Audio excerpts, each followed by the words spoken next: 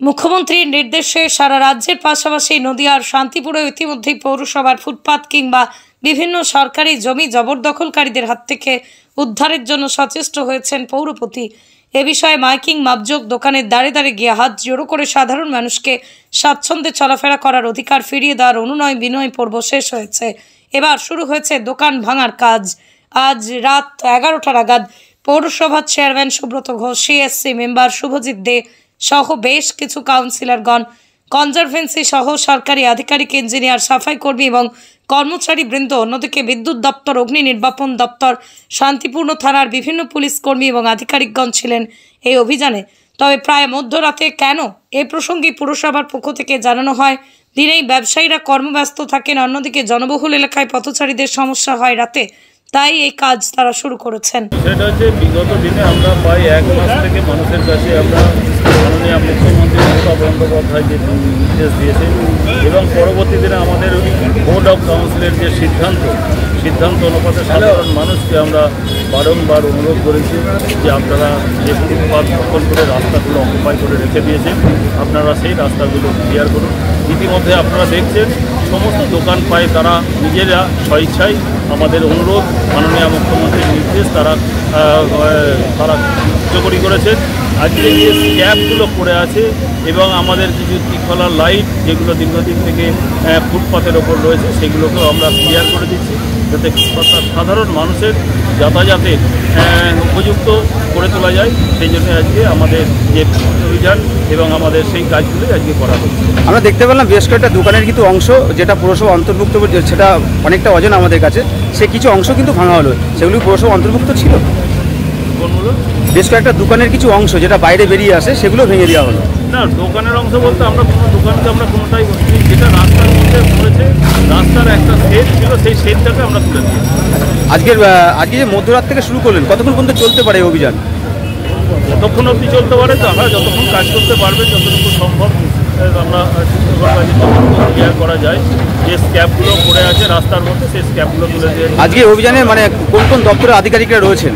আজকে এখানে রয়েছে আমাদের ফায়ার ব্রিগেডের আধিকারিকরা রয়েছে, পুলিশ প্রশাসনের আধিকারিক রয়েছেন এবং আমাদের পৌরসভার সমস্ত কাউন্সিলররা রয়েছেন এবং আমার পৌরসভার ইঞ্জিনিয়াররা রয়েছেন, আমার পৌরসভার ইও সাহেব রয়েছেন। সকলে মিলে আমরা রাস্তায় বেরিয়েছি যাতে এই ফুটপাতের মধ্যে যে দোকানগুলো অকুপাই করে রেখে দিয়েছিলেন তারা অলরেডি মাননীয় মুখ্যমন্ত্রীর নির্দেশ আমি কথা বলছিলাম এবং পৌরসভার নির্দেশ তারা কিন্তু মান্যতা দিয়েছেন, তারা কিন্তু অলরেডি তাদের দোকান তারা অন্যত্র কিন্তু সরিয়ে ফেলেছেন।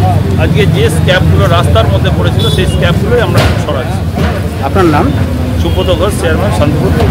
হ্যাঁ, আপনারা একটু খেয়াল করলে দেখবেন যে আমাদের শান্তিপুরের যে সমস্ত দোকানদারদের কাছে আমাদের পৌরপতি বা আমরা আবেদন করেছিলাম, তারা নিজেরা মেনে নিয়েছে এবং তারা নিজেরাই তাদের দোকান সরকারি জায়গা বা ফুটপাতের উপর থেকে তারা সরিয়ে নিয়েছে।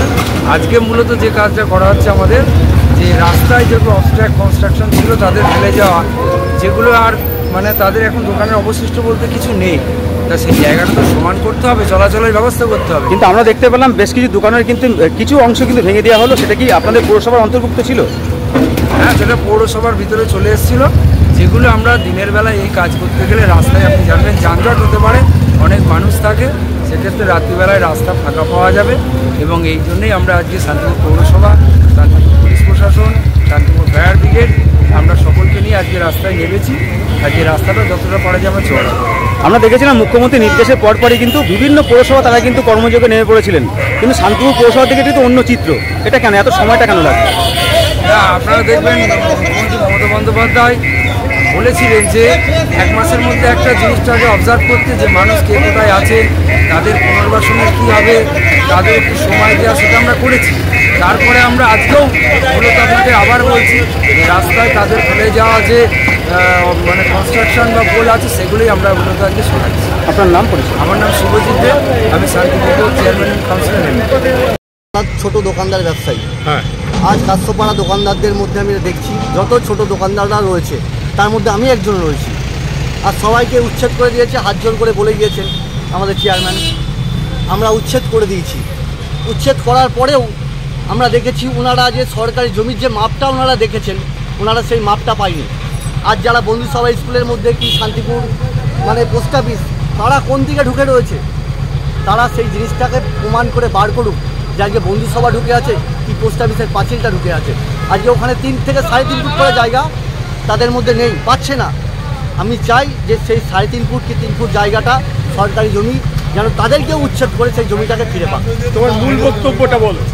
আমার মূল বক্তব্য এটাই, যারা গরিব মানুষ করে খাচ্ছে তাদের পেটে লাথি পড়ছে, অন্তত পক্ষে মানুষ যাতে করে খায়, অন্তত চলমান গাড়ি করে যেন ব্যবসা করতে পারে, ব্যবসা করে ছোটো ছোটো দোকানদাররা খেতে পারে, সেই জিনিসটা আমি সবার কাছে দাবি করতে চাই, আমাদের পৌরপতির কাছে দাবি করতে চাই, হাত জোর করে এইটুকুনি দাবি করতে চাই যে উনি যেন অন্তত মানে যে আজকে আমরা ছোট দোকানদারদের হাত জোর করে বলে গিয়েছি, আমরা ছোট দোকানদারদের আমাদের তুলতে 2 মিনিট লাগে না, 1 দিন লাগে না। আজ বড় বড় বিল্ডিং, বড় বড় দোকান যারা করে, যারা স্যালামি দিয়ে 2 লাখ 5 লাখ দিয়ে স্যালামি করে আজকে ভাড়া দিচ্ছে, তাদের দোকানগুলো 3 থেকে 3.5 ফুট 3 ফুট 4 ফুট করে তাদের দোকানগুলো ঢুকে রয়েছে। তাদেরকে কেন কিছু করা তাদের কোনো ব্যবস্থাটা কেন হচ্ছে না?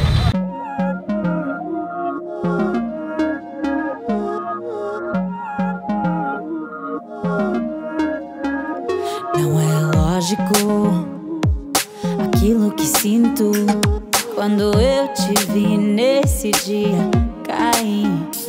Era óbvio, olhando agora, tiveste sempre em frente de mim.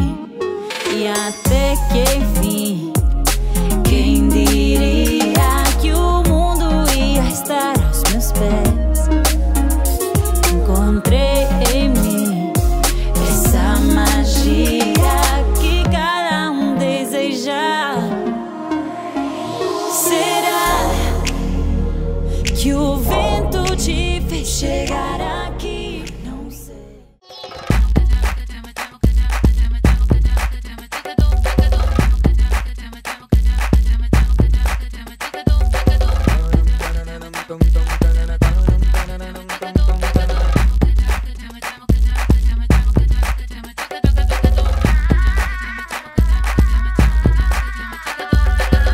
Home অ্যাপ্লায়েন্সে যত জিনিস আছে সবই পাচ্ছে খুবই কমের মধ্যে।